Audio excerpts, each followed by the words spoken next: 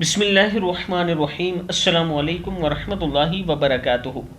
عابد راضی چینل کی طرف سے آج میں اپنے دوستوں کو رسول اللہ صلی اللہ علیہ وآلہ وسلم کا ایک بہت ہی پیارا فرمان بتاؤں گا۔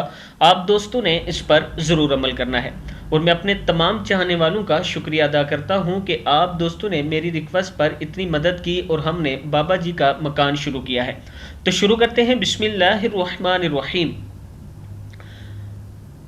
حضور اکرم صلی اللہ علیہ وآلہ وسلم سے پوچھا گیا کہ نجات کا ذریعہ کیا ہے۔ رسول اللہ صلی اللہ علیہ وآلہ وسلم سے پوچھا گیا کہ نجات کا ذریعہ کیا ہے۔ اپنی زبان کو قابو میں رکھنا، تمہارا گھر تم کو سمائے رکھے، یعنی بلا ضرورت گھر سے نہ نکلو اور اپنی غلطی پر رویا کرو۔ مشکات شریف کی حدیث ہے۔